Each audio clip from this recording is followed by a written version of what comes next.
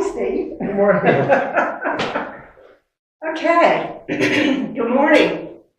I am Lorraine Harrison with About Marketing, and we are recording this morning a part of a series all about how to stand up to the IRS. This is by Mr. Steve Perry, who is our guest today, and he's going to give us some additional information on what we can do when we have trouble with the IRS. His book, Stand Up to the IRS, is available on Amazon. And we are this morning at the Rockdale Chamber of Commerce conference room. So welcome, Steve. Thank you.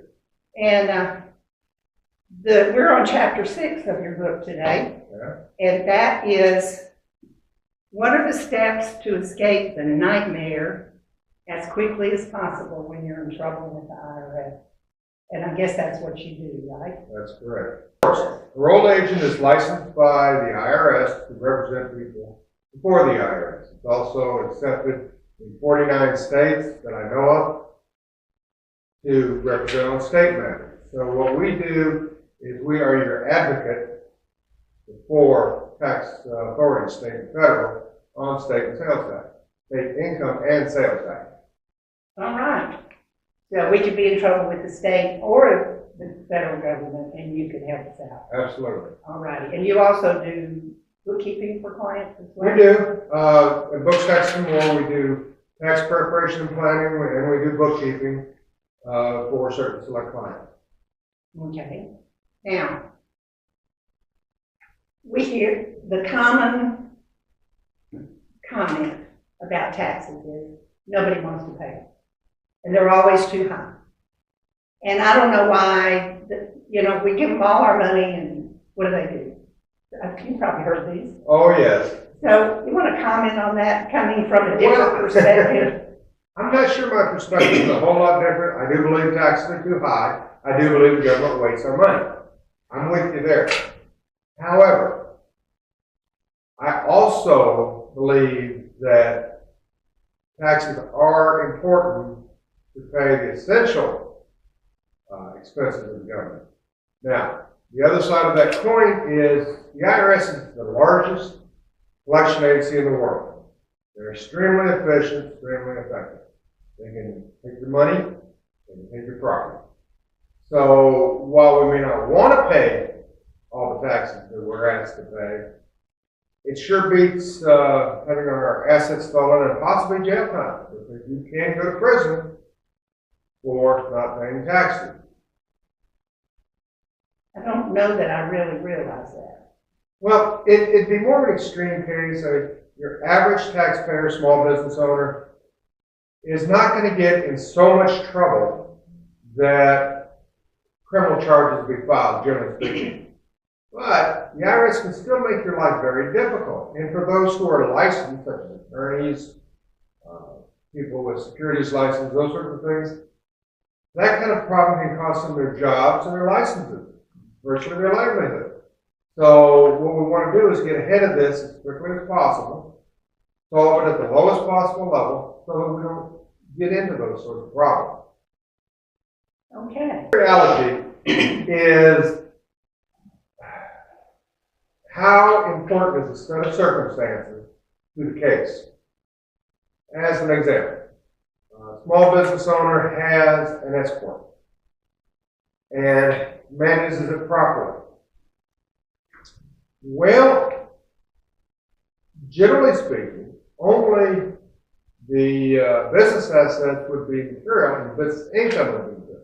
So let's say in addition to that S corp, he also has a job, does something on the side that he pays taxes in for that. That's not going to be material to an audit of the corporation. Where it's going to become material is in the final computation of taxes owed. The important thing for y'all to understand is we have to look at the big picture, dismiss what's not important, and address what is. And that's basically my job. Okay. Now, what's the most sensible approach if I know I'm in trouble? And I know that you have a checklist, I'm gonna ask you to sort of go over that in a Sure. minute.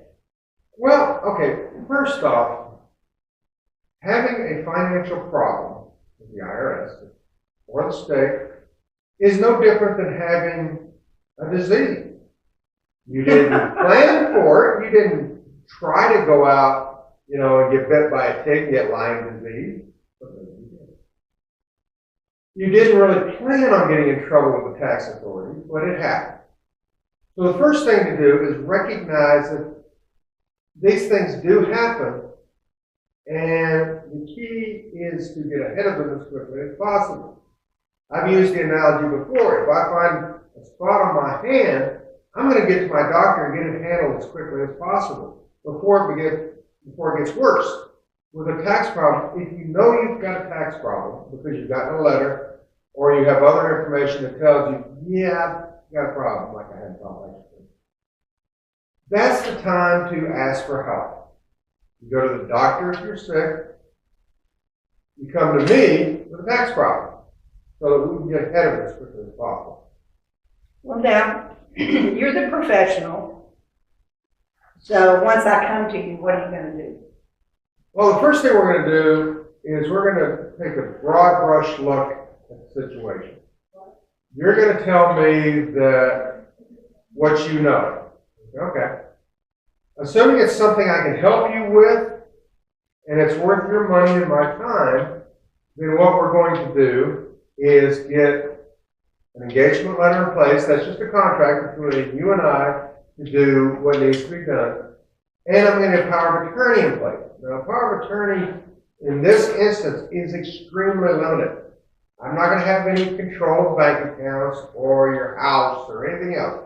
It simply authorizes me to talk on your behalf to the IRS. I can't even make financial decisions. We just have a conversation. I bring back from the IRS your position, and you say, yes, okay, and we work out a solution. That's the first step.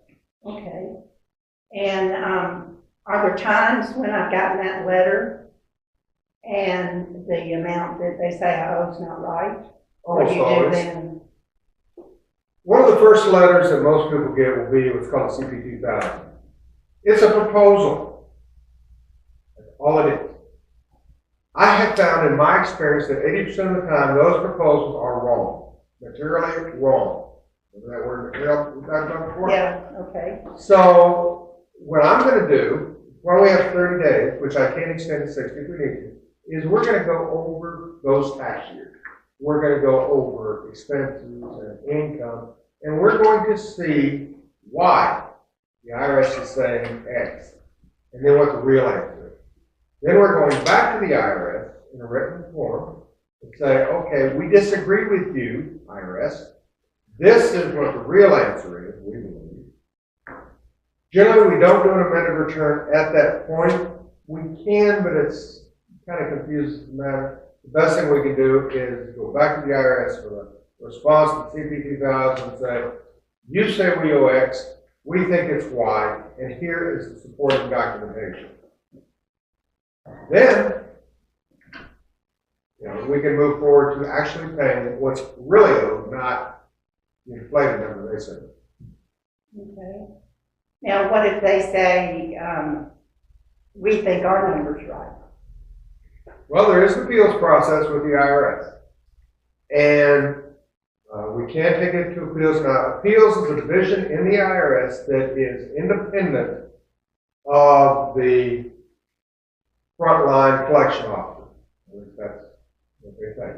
And I believe it is, generally speaking.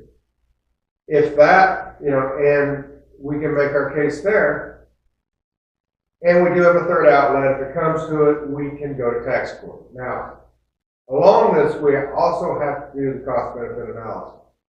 So let's say, for example, they come back and say, well, we think your number's wrong too. We think it's actually $200 more. Okay. To which I would turn to the client and say, pay it. Right, $200, I don't want to do this anymore. That's not even an hour of my time. So we do this cost-benefit analysis along the way. Most of the time, I can't remember the last time the IRS argued with me on a CP 03. respond. And there's CP 200 response. It's just, it doesn't happen if the answer is right. And by that I mean all the documentation is there. So they say, you fail to report this income, and I come back and say, wait a minute, that's a loan. And here's the loan contract. Oh, okay, that's not that. Okay. Well, what happens if it's, they say $200 more, and you want to take it, but I don't have the $5,200 to pay? Then what do you do? We do an installment agreement. Okay. And depending on the amount that's owed, that can either be over 5 years or more, up to 72 months, actually. So it gets the payment down so I can afford it. Right. Out to, now we can't cross the statute of limitations, or that would be what's called partial pay, which sometimes we can negotiate, but it's a different set of circumstances. Well, we've got it, if you owe $5,200, we can probably get that paid off in a number of months that is comfortable with you, as long as you understand that every month penalties and interest are being added, just like the credit card balance. Oh, so it's still that I should pay this quickly as I can because I'm paying interest on it. Here's what I try to do for a client. Let's say you come to me and you say, well, you know what, Steve, I think if I take my belt, I can pay $1,500 a month. I look at it, I say, well, I'll tell you what, this is what we're going to do. We're going to put in for $750. That, we've got plenty of time. But when you've got the extra money, you can make an extra payment, just like a credit card. I'll show you how to do it on the IRS website. And the next month, oh, I've got this extra money. Send it in. Month I need it, can I take this month? We'll just leave it at that. So installment agreements should always be low enough where in good months and bad, no matter what happens, short of a hurricane like what hit North Carolina, you can make that payment. What happens if I don't? They will kick you out of the installment agreement. That will add to the back end of the statute of limitations. And we have to start the process all over again. Oh, that's not good. Nope. So the reason for making it lower is to make sure that I can never miss it. Exactly right. That makes sense. Well, Steve, it sounds like it would be foolish to try to deal with the IRS ourselves. You know, when I got my letter that time, it said went online and I did all that, and it came up with, this is not in the system, and I should call the IRS. And so, now, let me ask you this. It is January 1st, about 2 in the morning. You're going home from a party, and you get pulled over, and a police officer says, I think you're driving under the influence. Here's your court date. Now, when you walk into court, will you be alone? oh no, I wouldn't dare go to court by myself. You just answered the question.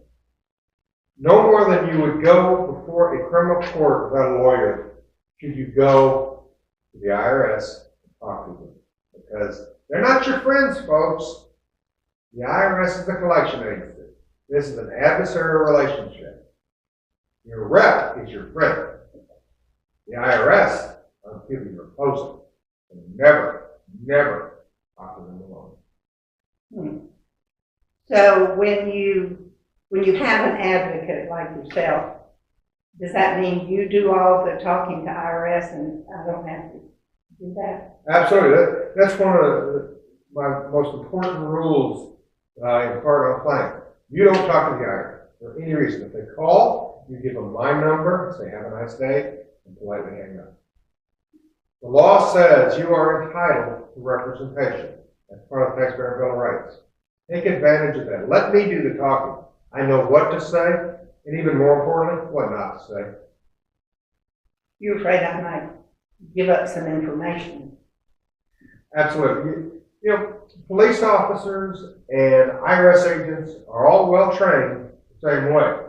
To get you to admit to something or give them some evidence or information that they didn't have. Now, most of the time, you're not going to have such information, but I have seen cases where somebody talking to someone in a position of authority just tells them everything they've ever done, good, better, and different. You think they're not listening? You think they're not taking notes? They are. Well, once was a little audit, little correspondence, send me a couple of documents. Now, all of a sudden, say, I'm coming to your business or your home, and we're going to look at everything. If you said the wrong thing. You don't talk. You're a fly on the wall. I do all the talk. Okay. Well, it sounds like the important thing is when we have a problem with IRS that we get proper representation so we don't screw it up. Absolutely. Thanks so much, Steve. Remember, his book is available on Amazon and has much more detail in here than we've gone over today. Thank you much. Good morning. Thanks for watching. If you found this information helpful, don't forget to like, comment, and share this video. And make sure to subscribe for more great tax tips and strategies from Steve Perry and Books, Taxes, and more. Visit our website at bookstaxesatl.com for more resources. See you in the next video.